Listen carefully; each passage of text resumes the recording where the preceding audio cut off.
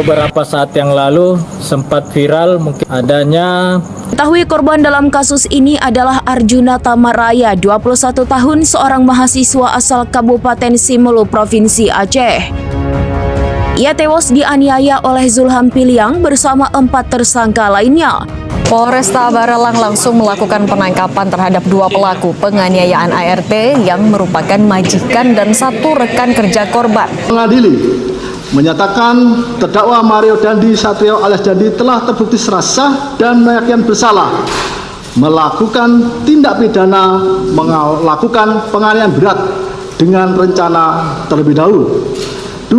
Menjatuhkan pidana penjara oleh karena itu kepada terdakwa Mario Dandi Satrio alias Dandi dengan pidana penjara selama 12 tahun. Menurut pasal 351 Kitab Undang-Undang Hukum Pidana, penganiayaan adalah tindakan yang dilakukan oleh seseorang dengan sengaja untuk menimbulkan rasa sakit atau luka terhadap tubuh orang lain. Intinya, pelaku memang berniat menyebabkan penderitaan fisik, baik dengan cara memukul, menendang, menusuk, atau tindakan lain yang dapat membuat seseorang itu terluka. Penganiayaan juga dibedakan berdasarkan tingkatannya, dari penganiayaan ringan, penganiayaan biasa, hingga penganiayaan berat yang menimbulkan rasa sakit atau bahkan kematian. Jadi, unsur terpenting dalam penganiayaan adalah adanya kesengajaan dan adanya akibat yang menimbulkan rasa sakit atau luka pada korban. Lalu, bagaimana pembuktian dalam kasus penganiayaan? Proses pembuktian dalam kasus penganiayaan dilakukan untuk membuktikan apakah benar pelaku memenuhi unsur kesengajaan dan apakah benar korban mengalami luka atau rasa sakit akibat perbuatan tersebut. Berdasarkan pasal 184 ayat 1 Kitab Undang-Undang Hukum Acara Pidana, alat bukti yang sah meliputi: yang pertama, pasal 185 Kitab Undang-Undang Hukum Acara Pidana ialah keterangan saksi. Keterangan saksi adalah keterangan dari seseorang yang melihat, mendengar, dan mengalami sendiri tindak pidana tersebut. Hal ini diperlukan untuk memberikan gambaran peristiwa, siapa yang melakukan tindak pidana tersebut, di mana tindak pidana tersebut dilakukan, dan bagaimana tindak pidana tersebut terjadi. Yang kedua, berdasarkan pasal 186 Kitab Undang-Undang Hukum Acara Pidana, keterangan ahli adalah pendapat seseorang yang memiliki keahlian tertentu yang menjelaskan aspek teknis yang tidak dapat dijelaskan oleh saksi biasa, seperti dokter forensik, psikolog, dan ahli. Yang ketiga, berdasarkan pasal 187 Kitab Undang-Undang Hukum Acara Pidana ialah surat. Surat adalah dokumen yang berisi informasi terkait tindak pidana, seperti visum et repertum, laporan hasil pemeriksaan, rekaman elektronik yang dicetak, dan surat perjanjian atau bukti administrasi. Yang keempat, berdasarkan pasal 188 Kitab Undang-Undang Hukum Acara Pidana ialah petunjuk. Dalam hal ini, hakim menarik kesimpulan yang diperoleh dari rangkaian fakta, benda, dan perilaku yang saling berkaitan. Petunjuk diperoleh dari keterangan saksi, surat, dan keterangan terdakwa. Yang kelima, berdasarkan pasal 189 Kitab Undang-Undang Hukum Acara Pidana ialah keterangan terdakwa. Dalam persidangan, terdakwa harus menyampaikan apa yang ia lakukan, ia ketahui, dan ia alami sendiri. Keterangan terdakwa tidak dapat berdiri sendiri, melainkan harus didukung oleh alat bukti yang lain untuk membuktikan kesalahan.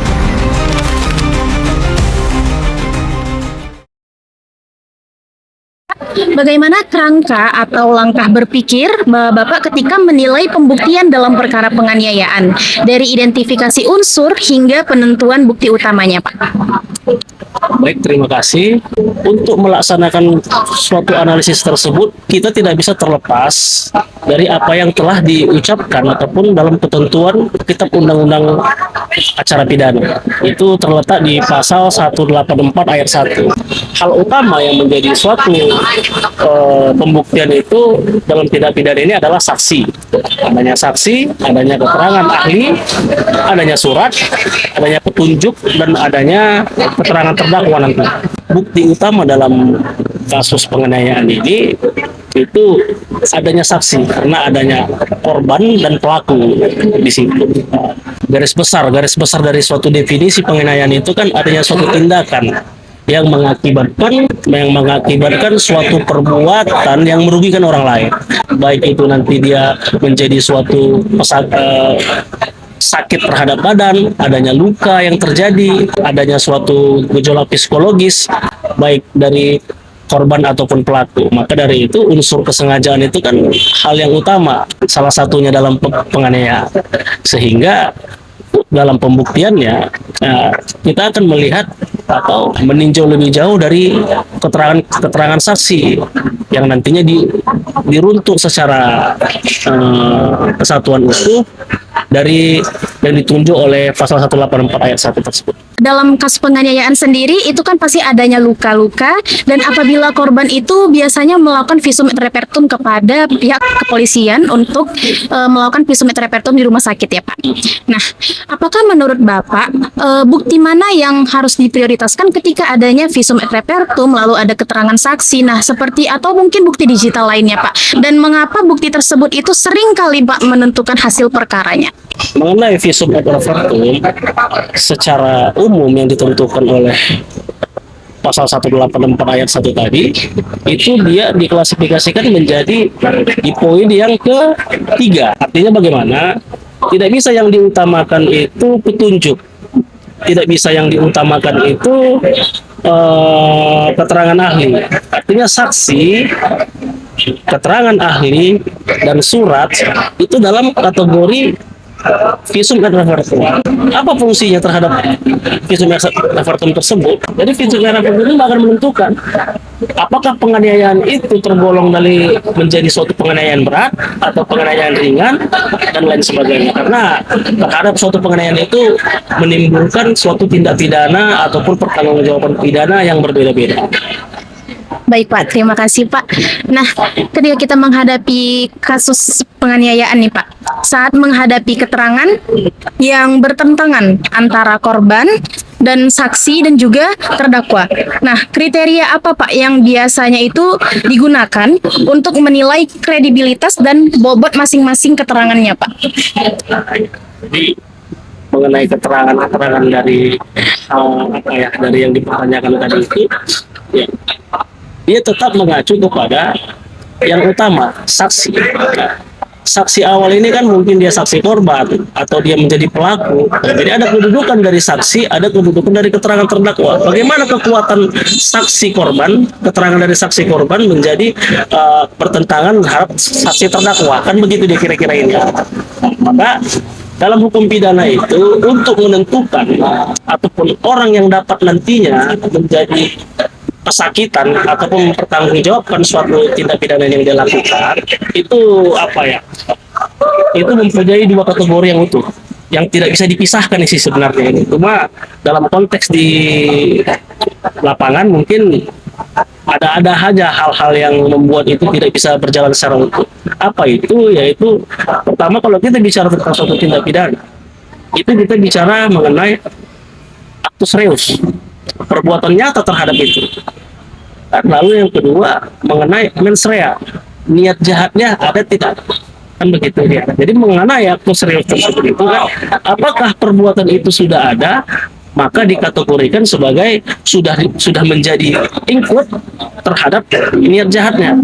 Belum tentu, kan begitu. Nah, jadi contoh kalau kita ambil sebagai contoh, ada itu orang yang lagi duduk nyantai baca koran, ya kan, tiba-tiba ada orang lain yang menghardik dia dan memukul dia, kan begitu, ya kan.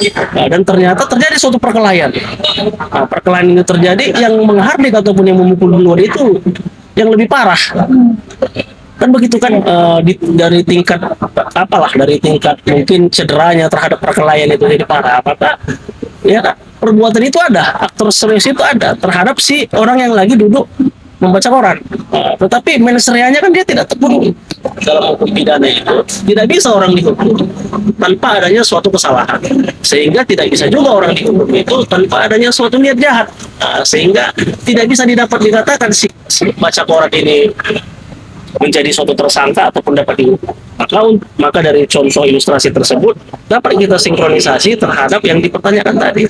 Pertentangan kedua dari keterangan antara saksi dan terdakwa itu, kita lihat dalam kualifikasinya, keterangan terdakwa itu bagian akhir. yang dapat diminta keterangannya tetapi tidak seutuhnya untuk menjadi suatu kekuatan dalam pembuktian di pengadilan. Itu yang pertama. Lalu yang kedua, terhadap pertentangan itu, bila terjadi pertentangan itu dan unsur-unsur yang tertuang di dalam fakta persidangan itu menjadi suatu keraguan terhadap hakim pastinya yang akan menilai ataupun memvonis pertanggungjawaban ini, maka kita bisa menggunakan suatu ajas juga. Jika ada keraguan hakim untuk menentukan apakah ini perbuatan suatu tindak pidana, maka keraguan itu akan menjadi keuntungan bagi si terdakwa. Sehingga proses pemeriksaan dalam pembuktian itu, bila terjadi suatu pertentangan, hakim akan melihat tingkat kecermatan lebih tinggi untuk memahami. Baik Pak, terima kasih Pak.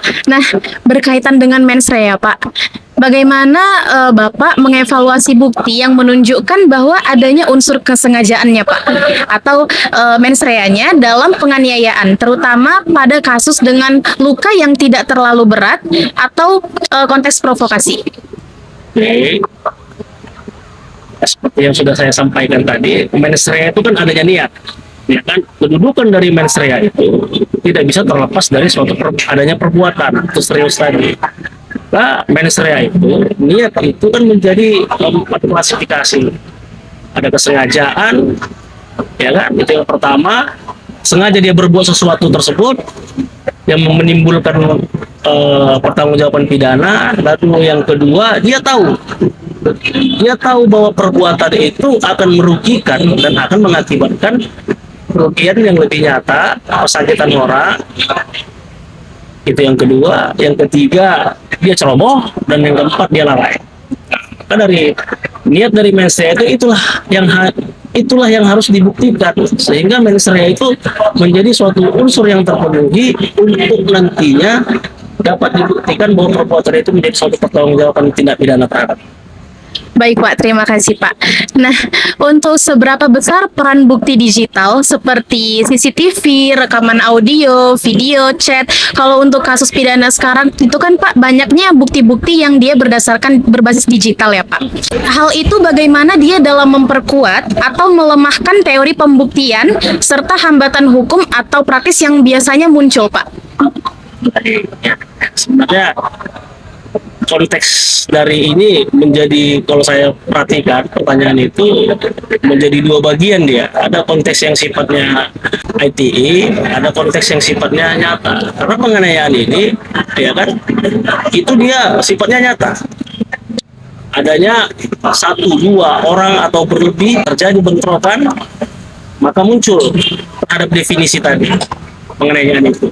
Sehingga terhadap konfirmasi dari bukti CCTV dan lain sebagainya itu, kalau kita kembali lagi ke 184 itu, bagian klasifikasi mana pembuktian itu?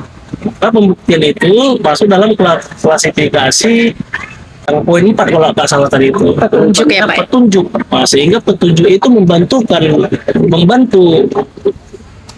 mendudukkan suatu proses tindak pidana itu dari tingkat penyelidikan dan penyidikan, sehingga bukti petunjuk itu pun harus terkonfirmasi melalui misal CCTV itu kan, CCTV itu harus terkonfirmasi itu secara digital melalui forensik dari kepolisian.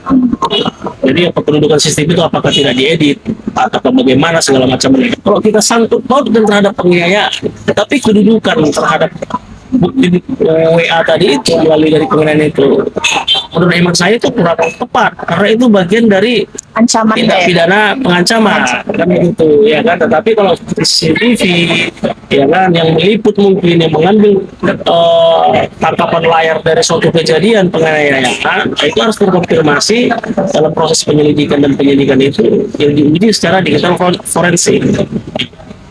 Baik Pak, mungkin yang untuk chat tadi bisa masuk ke dalam pembuktian apabila adanya mungkin si terdakwa ini ngomong ke temennya, aku baru mukul si ini gitu. Mungkin dari chat itu bisa dijadikan bukti mungkin ya Pak? Ya itu bisa dijadikan bukti sepanjang. Jadi kan begini, dalam proses itu adanya pengakuan itu lebih tinggi juga gitu. Ya dalam pembuktian itu pengakuan itu lebih tinggi terhadap situasi hal yang menjadi suatu fakta persidangan. Contoh, apa yang bisa kita contohkan? maka pembuktian itu lebih tinggi. Ingat nggak dalam kasus ini Sengkon dan Karta? Sengkon dan Karta itu dituduh melakukan suatu hal perbuatan pidana, sehingga dia mempertanggungjawabkan hal yang tidak dia lakukan sampai kurun berapa tahun, ya kan? Terjadilah penemuan hukum, terobosan hukum, penemuan hukum di situ muncullah yang namanya peninjauan kembali. Kan begitu, ada pengajuan peninjauan kembali dan lagi semacam itu. Proses itu berdasarkan apa? Berdasarkan pengakuan. Muncul orang yang mengaku bahwa dialah yang melakukan perbuatan itu. Sehingga terlepaslah pertanggungjawaban pidana terhadap Sengkon dan Karta pada saat itu. Itu fenomena hukum kita, itu salah satu di tanah air.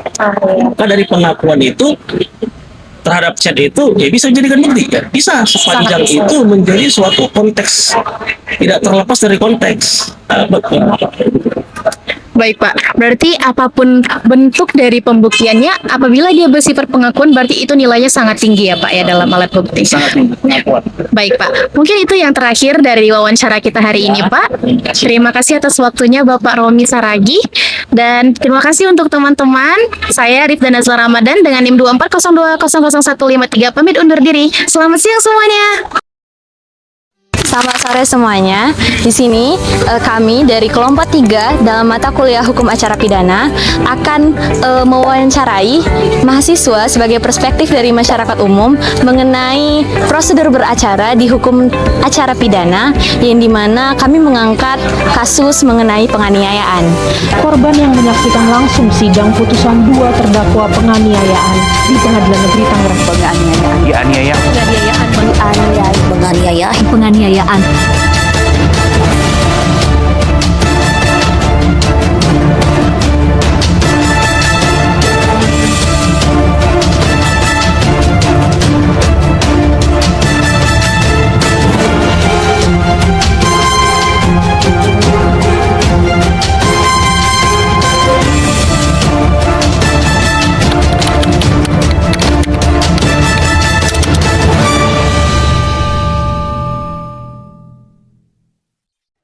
Baiklah, sudah bersama saya di sini salah satu mahasiswa dari Fakultas Hukum USU. Selamat sore, Bang. Selamat sore. Baiklah, mungkin Abang bisa memperkenalkan namanya, Bang. Baik, perkenalkan nama saya Sultan Salahuddin. Saya sebagai mahasiswa dari Fakultas Hukum USU. Saat ini saya sedang berada di semester 7 akhir. Wah, di sini ada Bang Sultan ya teman-teman. Mungkin langsung aja ya Bang, kami mau memberikan pertanyaan. Yang pertama itu, apabila Abang menyaksikan sebuah peristiwa penganiayaan nih Bang, tindakan apa yang menurut Abang itu paling tepat dilakukan oleh masyarakat Bang? Oke, biasanya memang lumrahnya ya ketika memang masyarakat, contohnya mungkin saya pribadi begitu menyaksikan adanya tindakan kekerasan begitu kan, dan hal ini penganiayaan di depan mata saya, maka yang pertama-tama saya lakukan itu adalah mencoba melerai, mencoba menengahi lah. Kemudian setelah ditengahi begitu kedua belah pihak yang melakukan penganiayaan ini gitu kan, terus dicari apa alasannya, apa motifnya gitu kan, terutama si pelaku mungkin kan, yang memang pelaku ini kan lebih dominan dia ketika melakukan tindakan suatu penganiayaan begitu kan. Nah disitulah kita cari motifnya itu apa, kenapa dia melakukan itu, apa sebabnya gitu kan, karena kan nggak mungkin ada tindakan kalau tanpa ada sebabnya begitu kan. Seperti itu sih, mungkin ditengahi, kemudian dicari titik di mana kenapa sih dia melakukan itu begitu.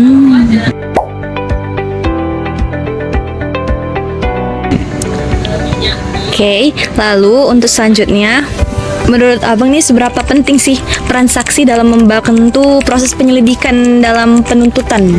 Kalau menurut saya peran saksi itu memang sangat vital. Bukan bicara tentang konteks penganiayaan aja di sini kan, namun juga dalam hal-hal lain saksi itu berperan penting gitu kan dalam proses penyelidikan itu kan. Karena bisa jadi saksi ini kan yang dia melihat, merasakan bagaimana kondisi ketika terjadinya suatu tindak pidana kekerasan, dalam hal ini penganiayaan gitu kan. Dia itu juga paham lokus deliknya di mana dan tempus deliknya di mana gitu kan. Artinya inilah yang menjadi alasan saksi ini dapat memberatkan hukuman bagi si pelaku atau bahkan mungkin meringankan begitu kan di satu sisi. Jadi saya rasa itulah mengapa peran saksi itu sangat vital gitu kan dalam upaya penyelidikan dan penyidikan dari tindak pidana kekerasan dalam hal ini penganiayaan begitu. Sangat penting.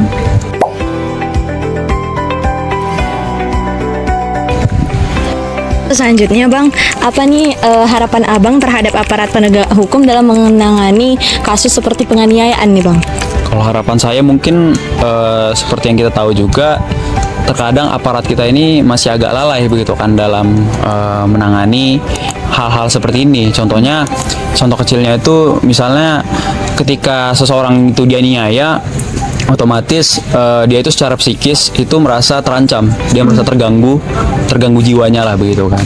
Dalam artian di sini kan artinya butuh penanganan dari mereka yang ahli.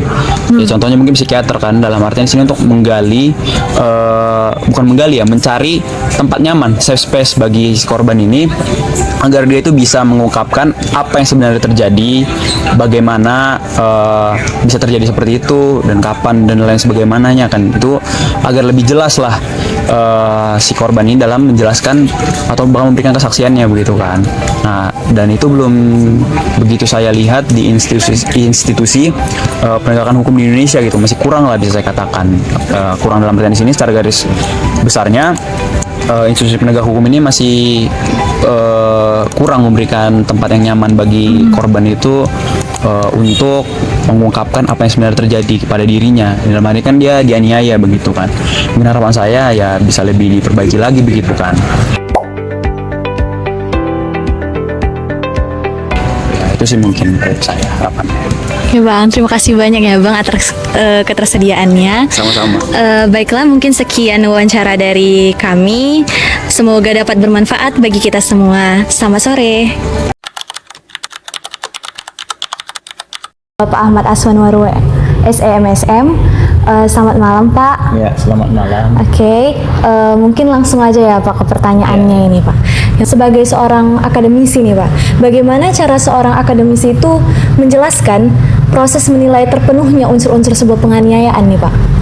Ini penganiayaan yang pertama, jika seseorang ada yang memiliki niat untuk melakukan penganiayaan terhadap seseorang. Jadi kegiatan itu ataupun perbuatan itu didorong oleh perencanaan yang sudah dilakukan oleh orang yang akan melakukan penganiayaan. Yang kedua, orang yang akan melakukan penganiayaan itu tentunya memiliki kekuasaan, memiliki kekuatan ataupun memiliki kemampuan untuk menganiaya orang yang akan dianiaya sebagai korban. Kemudian ada orang yang dianiaya yang memiliki kemampuan terbatas atau lebih lemah dibandingkan orang yang akan menganiayanya. Nah, kemudian sesudah itu penganiayaan ini supaya dikatakan penganiayaan, dia orang yang menganiaya itu seharusnya tidak memiliki hak untuk menganiaya, ya. Dia tidak memiliki hak untuk menganiaya. Maka tindakan itu disebut penganiayaan dan melanggar hukum. Nah, yang terakhir harus ada hukum yang mengatakan bahwa perbuatan itu adalah menganiaya, sehingga dengan melakukan penganiayaan itu maka bisa ditindak secara hukum. Barangkali itu menurut saya sebagai akademisi. Baiklah, terima kasih Pak. Baiklah Pak, untuk pertanyaan kedua ini mungkin sebagai seorang akademisi nih Pak, dalam kasus penganiayaan ini bagaimana akademisi memandang peran visum, keterangan saksi, serta video digital sebagai salah satu rangkaian dari bukti dalam peristiwa penganiayaan nih Pak?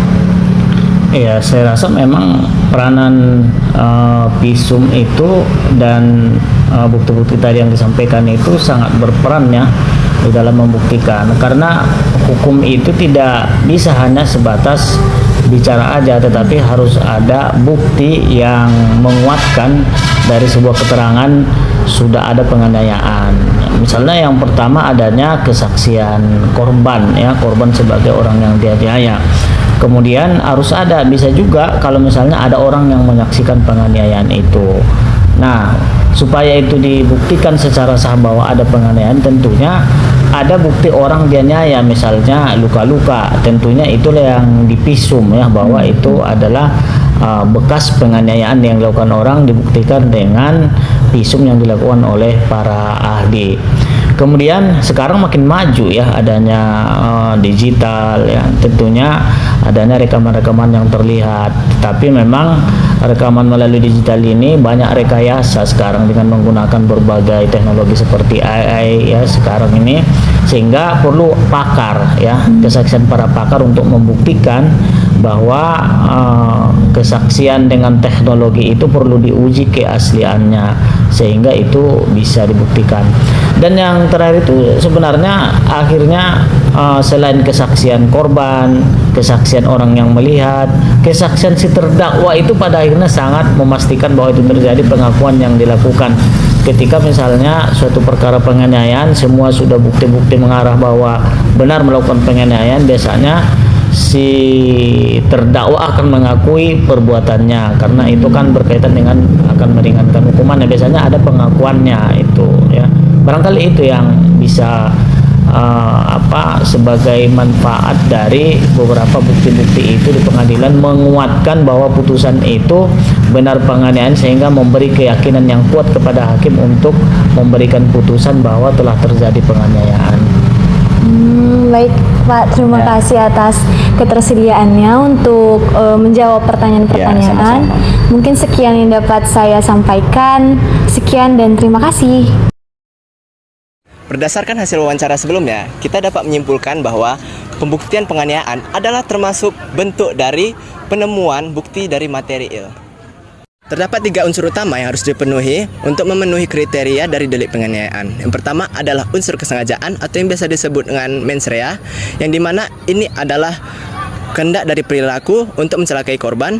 Yang kedua adalah unsur perilaku atau yang biasa disebut dengan actus reus, yang dimana ini adalah perilaku fisik nyata yang dilakukan dan melanggar dari Undang-Undang KUHP pasal 351. Yang ketiga adalah unsur bukti yang dapat berupa bentuk luka-luka atau rasa sakit, atau juga dapat berupa kondisi medis yang disebabkan dari penganiayaan tersebut. Pembuktian penganiayaan ini memerlukan alat bukti yang sah sesuai dengan KUHP. Visum et repertum dan juga keterangan saksi sangat penting untuk menentukan niat kesengajaan dan juga dampak nyata dari penganiayaan tersebut, sehingga penganiayaan tersebut dapat dikenakan pidana. Teman-teman, di sini saya akan memberikan sebuah pesan berdasarkan dari video dokumenter yang kami buat ini. Nah, penganiayaan itu merupakan sebuah tindakan yang berakibat penjara. Sesuai dengan pasal 351 KUHP tentang penganiayaan, diatur hukuman penjara maksimal 5 tahun. Oleh karena itu, masing-masing dari kita harus pandai mengendalikan emosi kita masing-masing. Nah, teman-teman, di sini saya punya slogan untuk kita semua, yaitu tolak penganiayaan, pilih kedamaian, bukan kekerasan.